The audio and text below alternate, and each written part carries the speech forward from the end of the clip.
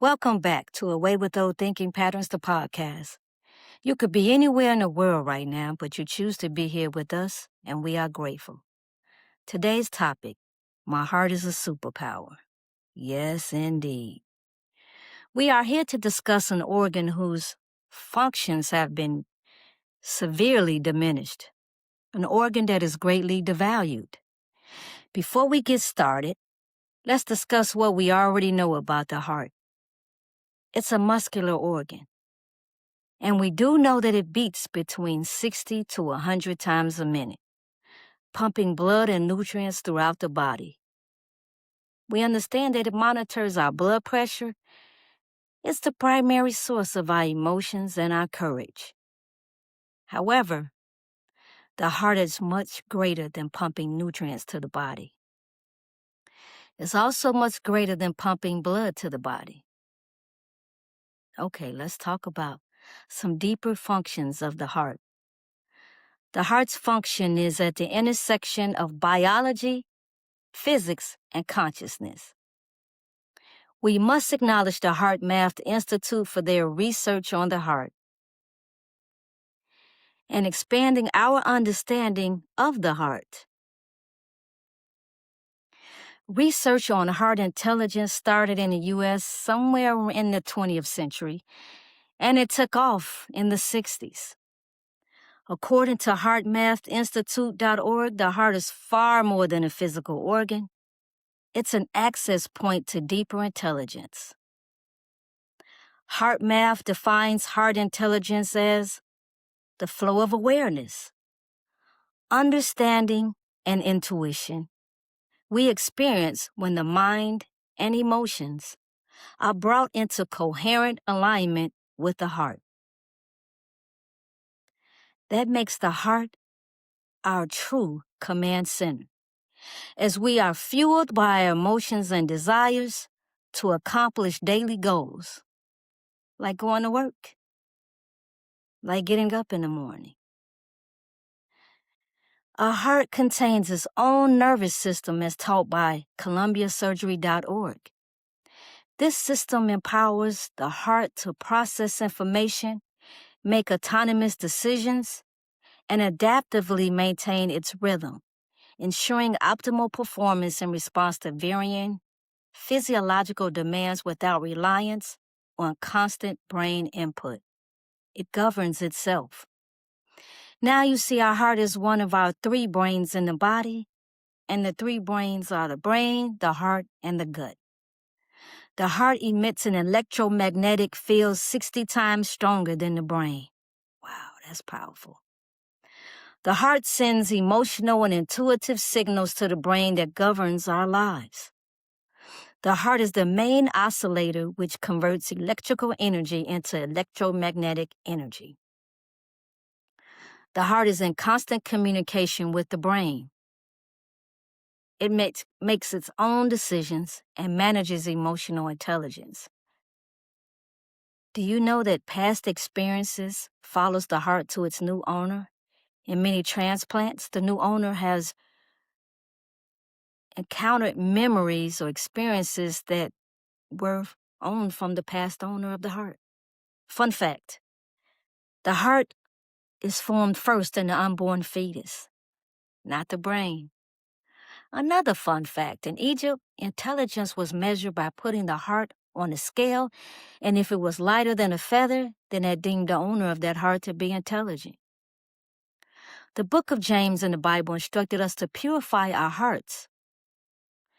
Purification of the heart is what increases our electromagnetic field. Now, what are the factors that reduce the range of our electromagnetic field, which creates this underactive heart? Is being withdrawn, lacking empathy, being unforgiving, even to self, isolating ourselves, and being overcritical of self and others. An overactive heart results in someone being codependent, lack of emotional self-care, lack of strong self-identity, and lack of strong personal boundaries. Always saying yes. There is this book called The Body Keeps the Score by Dr. Bessel van der Kolk. So if the body scores trauma, who or what is instructing it to? Yes, you're right, the heart. Proof that healing starts with the heart. Let's transition to heart wisdom. The heart is very sensitive to frequencies. I use it as a thermometer to gauge the frequency of others.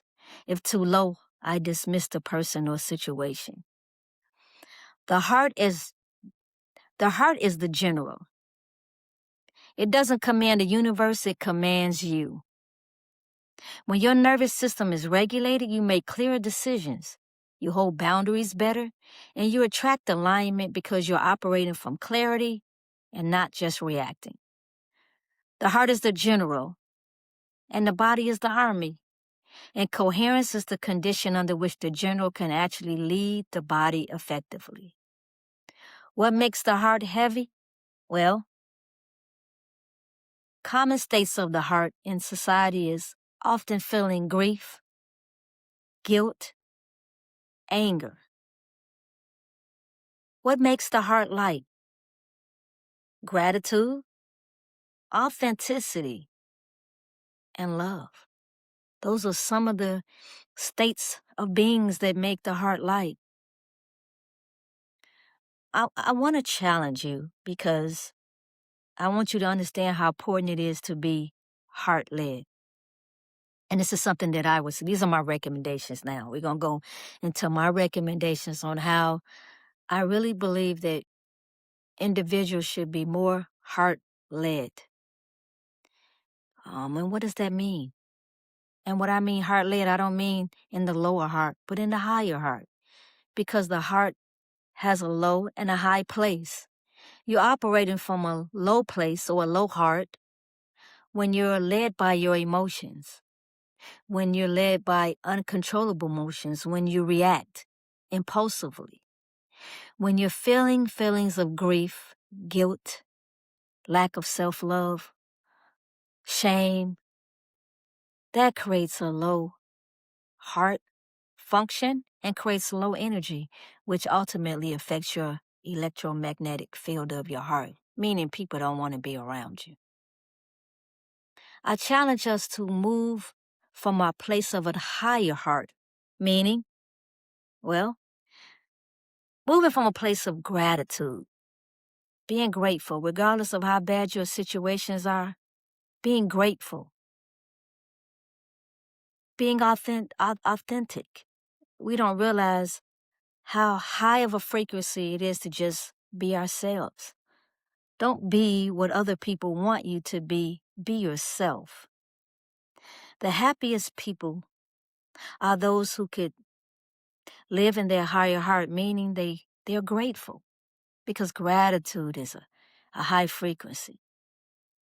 Being authentic is a high frequency. Those are the things that elevate the heart. Regardless of what's going on, you must be grateful.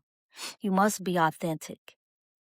We can't continue in society to live from a place that everyone else wants us to live, to be in a box that everyone else put us in, to wear the fashions that everybody wants us to wear, to speak the language that everyone wants us to speak. It's imperative that we move from our higher heart. What makes a person, or who are the types of people who move from their higher heart? People who are grateful. People who move a light. If you see people light on their feet, it's a great sign that they're moving from a higher heart. Remember when I said that the measurement of the heart is based on how light it is, and that deems you intelligent. And we all know that the body and the heart, and the brain isn't coherent and have a conversation. So if your heart is light-hearted, the mind is telling the body to be light. And so you're light on your feet. You don't stomp down when you're walking. You're gliding. Yes, that's coming from the heart. It's not coming from the body. That's coming from the heart. Everything within us starts from the heart. And in society, we need to understand that and turn the mirror inward to evaluate our heart. We can no longer move in society with a heavy heart. We must study the heart. We must follow the lead of Heart Math Institute and study the heart so that the hearts of society can be lighter. I pray that you appreciate this message. I pray that this message resonates with you. I challenge you daily to write down the emotions or feelings of your heart. I challenge you to do a temperature check throughout the day. Is my heart heavy or is it light?